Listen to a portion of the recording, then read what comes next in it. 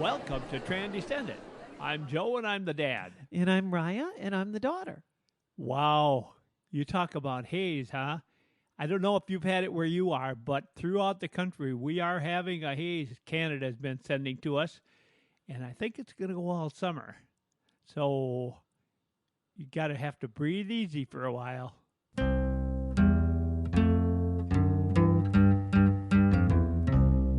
You know what I used to do in the summertime when I was growing up? I remember before we moved and we lived down on State Street, and we used to sit around in the back porch. I remember it was really nice out. And we would have all the neighborhood kids come over and we would play all kinds of games. One of our favorite games to play was the game of life. Now, you never grew up playing the game of life. That's not one that you.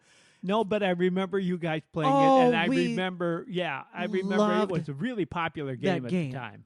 And if you ever grew up playing this, you know at the very beginning of the game, there's two paths that you can go. And the very first time you play it, you think, well, I want to go the short way because that's going to get me where I go the quickest, and I'll get all the cool stuff first. But if you take the short way, it ends up being bad for you because it sets how much you get on the payday, and then you hit about 40 different paydays throughout the rest of the game. And if you go the long way, you maybe are behind by 6 squares. It's not very much. But when you multiply the big advantage that you get by going that way, it pays out over time. And we would get to the end and we would sit there as fat cats and we would take all of our money and we would have our empires and we were all excited about it. But you learned that you wanted to make sure you would always take the better of the two paths. Now, imagine if your life was set up as a game like that, but you had to take the path that was the worst way, that somebody else got to take the better way and automatically for the whole rest of the game had an unfair advantage, or you had an unfair disadvantage. And I don't necessarily mean in that game they were talking about money, but anything related to the game, points or anything that where you're getting closer to how you're winning. Imagine you were playing basketball, and for every point that you scored, you get 2 points, and every point I score, I would get 1 point. Well, that might work out if we were doing it as an intentional handicap. But what if it was an unintentional handicap, where we start off to play a game, and we're playing, I don't know, Settlers of Catan or something, and the rules are made so that you get less resources when the number gets rolled than I get. Not because you have any different thing about your game, but because you're stuck. The rules were designed against you. So this is where we're going to be getting into the subject of today, which is statistics, kind of. But there's a little more to it than that. This is important for us because oftentimes we don't realize. The reason I start off by talking about that game is you can imagine if you were playing that game and you were the person that got a little better in the game, you probably wouldn't think so much about it. And in fact, what you would probably notice is where somebody else got a little better than you. But it's hard to notice the people that don't get as much as you. But when you're one of those people that all of a sudden, because of the way that the game is structured, you're automatically starting with a penalty. And every time somebody else would get 2 points, you're getting 1.5 or 1, or maybe half a point. You notice it every single time. That's some of what we want to talk about is let's look at LGBTQ issues. Now, we could do this for all kinds of things. We could talk about this with the gender gap, or we could talk about it with race. But specifically right now, we're looking at LGBTQ issues. And we have some statistics. I'll admit they're a little old, so they may have changed. But I will tell you. One thing I when I think about my transition, I figure, so I didn't transition until late in life, which in some ways was really difficult because I put off something that was, internal to me for a long time. But for the external things, I was as well positioned for this as anybody that I can think of. I had a supportive family. I was a well-adjusted man living in society. At least that's how people viewed me. I had a happy marriage. I had great kids. I had a job that was going really well for me. I had everything you could want. And even, yeah, when I transitioned, it was really, really difficult. You remember how difficult that was for me. Oh, yes, of course I do. And I thought to myself at several points through that, if this is this hard for me right now, and I have basically everything in life going for me, the only thing that I have going against me is that I want to be a woman. What would this be like if I was, kind of a weird, quirky person on top of all of this? Well, I am a weird, quirky person, but if I was the kind of person that other people don't want to be around, well, how difficult would that make my life? Or if I was the kind of person that just, was not very sharp and had to go through and everything was extra hard for me, or any of, you could probably think of a dozen or more different things that I didn't have to deal with. I only had to deal with one thing. So when we're talking about these statistics, why these are so important is because just like anything, you've got a spectrum of people in the community, and some people are very well adjusted, and these statistics will hardly affect them. But there's other people in the community that are really struggling already. Well, let's talk about some of these statistics. Go ahead and give us that first one. Right. The first one, according to the statistic, 14% of all hate crimes in America are directed at the LGBTQ plus community. Imagine that. Imagine 14% of the hate crimes committed are against LGBTQ people. Which just is because that's what they are. Dramatically higher than the portion that we represent of society in terms of percentage. Yes.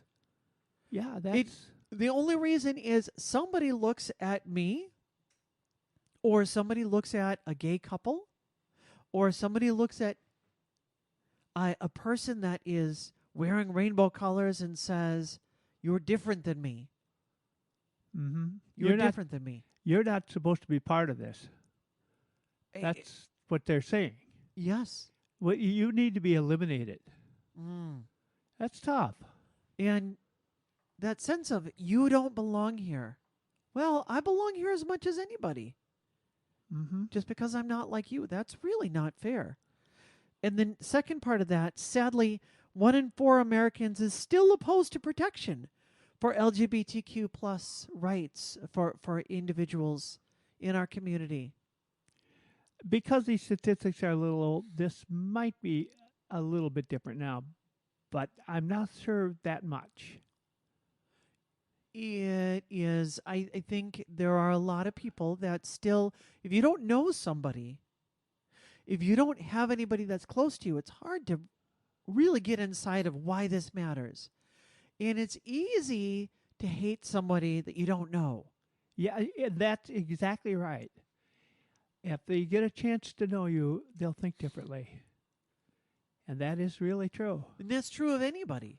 Yeah. It's easy to hate somebody from a different culture. It's easy to hate somebody that has a different set of interests. Well, I think we saw that throughout America when the Twin Towers came down. There was suddenly all kinds of hate against people just because they were of a different race or a different religion. A different ethnicity. They dress different, and Yeah. we are angry. We're angry at people that we don't know or understand really what motivated them, and we're going to take that hatred out on people that we think look something like them. And I remember stories told at that time about people that are being actively persecuted in some Muslim countries for being a minority religion in that country. Oh, yes. And they were then the result of the hatred because they looked too close to, and some people didn't understand, and they were just angry. It's sad. It's no place for that. We want to be people of love in everything that we do. Another interesting statistic, I'm skipping around here a little bit, that I find interesting. 3 in 10 Americans believe that same sex couples should not be able to raise children. We already know that kids who are raised by same sex couples have the same, they're pretty much turn out equal to people who are raised by a mother and a dad. There is no statistical difference. I just No. heard this again. This was affirmed again. Yes. Just this morning, I saw this statistic again that they've run several studies now. You can see it all over the place. There is no statistical difference. And 3 out of 10 believe that. 30% of the people in America believe that. And there's no statistical difference. That's a very high number. I would be surprised if it was 1 out of 10. Now imagine if you're a straight ally, you maybe have gone your whole life thinking, I'm just imagining when I can have a family.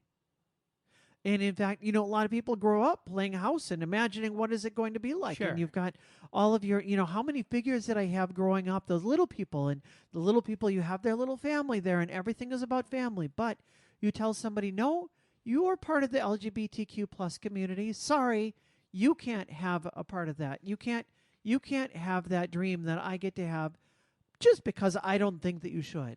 Really, really unfair. Here's another interesting thing. 65% of transgender individuals make less, at the time this statistic was made, make less than $30,000 a year. I remember a friend when I transitioned who told me the story about interviewing for a job. She came in, and you could tell, I think, that she was trans. Maybe not. It would depend on who you were. But as soon as the person found out that she was trans, looked at the papers and said, this interview is over. Wow. Can you imagine what that would do to your self-esteem? How long that would take to recover from? I've never experienced any kind of rejection like that. Can you imagine what that would feel like? You'd maybe would be able to brush it off without too much difficulty, and you try to go on and have a positive attitude. But imagine if that was day in and day out you had that kind of experience. How much more difficult it would be to just say, I'm going to have a positive attitude. That kind of ties in with one of the other statistics, and that is that an employee can totally be terminated legally due to sexual orientation in 26 states. Now, that might be less now, but at the time of this, an employee can legally be terminated. Can you imagine? So you are in a loving, committed marriage, and you're excited about your spouse the same as anybody else would be. Of course, we love our spouses. We want to show them off to the world, and yet you bring your picture to work and you put it up of the two of you there together. Yeah. And somebody says, that doesn't reflect the values of our company. Well, what kind of values are you talking about? Because we reflect the values of love and of generosity and of family togetherness and of getting along. What value about that is bad or wrong? Yeah, it's a value of not understanding.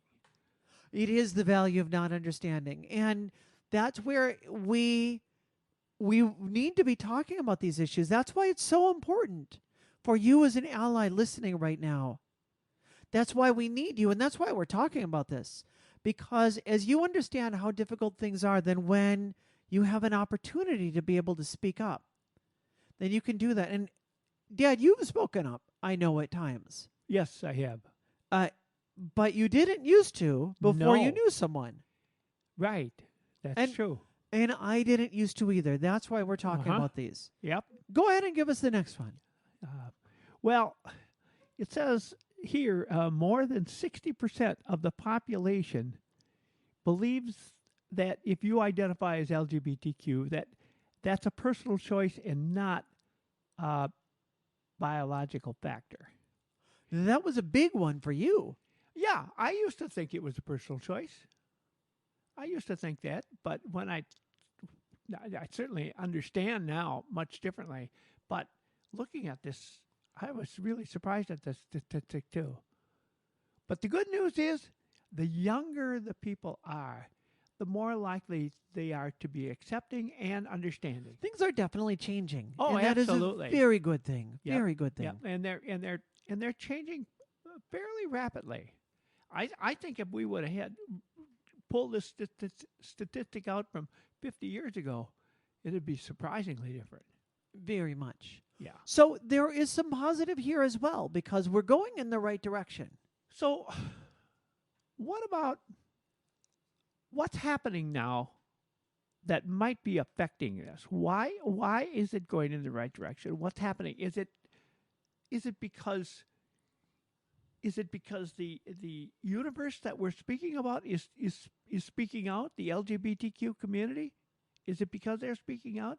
Is it because they're fighting publicly rather than keeping it all inside and rather than staying in the closet? Is it because there are famous people that are coming out? Is it because there are people that they're shaming others who are rejecting them? What is it? What's making these changes? I can't speak to the overall factors, but I can certainly speak to my own experience. And that is, before I transitioned, I had a lot of factors that went into why I waited as long as I did. But the biggest one, or at least one of the biggest ones, was it wasn't until I saw positive role models that I said, oh, you can actually live as a trans person and be happy and have the kind of life that you would really like to have. Up until that point, I kind of thought, well, I'm kind of doomed to a miserable life no matter what I do, because it's a miserable life if I don't transition, and it's a miserable life if I do transition. And so, boy, this just kind of stinks no matter what. I have a lot of bad options. Mm-hmm. And the trigger for me was the first time that I heard a story about somebody telling their positive experience. And actually, the real one for me was the time that somebody told a story about how somebody didn't realize that she was trans. And I said, "You're kidding. That doesn't happen. You can always tell when somebody's trans." Can't you? Really? They didn't know. Like, they really didn't know. And at that point, I didn't know that was a reality. And as I started to explore it more, and I realized there are more and more people that are living the kind of life that I always wanted to live, and I realized there's an option for me that I'm not miserable in.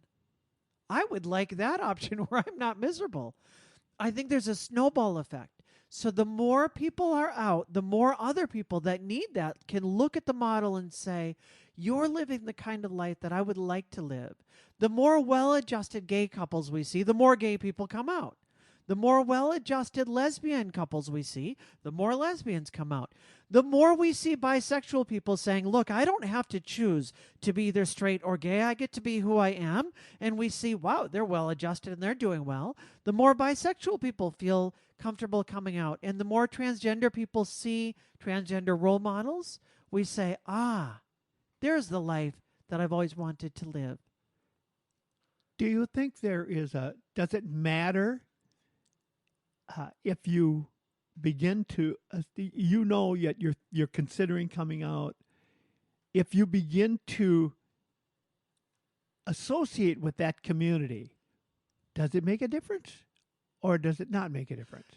It absolutely makes a difference. And in fact, if you're ever running an LGBTQ organization, we've talked in the past that Q can stand for a couple things. It can stand for questioning, or it can stand for queer. So some people are very much there, and I'm out and I'm proud and I'm there, and other people will come and say, I don't know, I'm just at the beginning. And in fact, I will always, anytime I run an LGBTQ plus group, always allow allies to come, because oftentimes those allies are at the beginning of their own journey and they're not ready to even admit that they're questioning yet. But you get around the community and you say, oh, wow, everyone here is kind of nice people. and you're not all weirdos. And, you're the same as anyone else, except you're just living the life that I'd like to live, I think I would like more of this. But I want to add, because they're the same as everyone else, there are weirdos. Yes. Yes, there are. Yes, And there are jerks just like anywhere else. exactly. And there are mean people and there are crooks. Yes, And there are very nice people. exactly. This same is percentage just like as it is anywhere else. Absolutely. And I think that we have a responsibility to try to put our best foot forward. We have a responsibility not to be militant. A militant anything never wins anybody over. I think you've seen this in politics. Whichever side you're on doesn't really matter. You're going to run across people who are militant, either on your side or on the other side. They never change anybody's mind. You don't really, change it with a sledgehammer.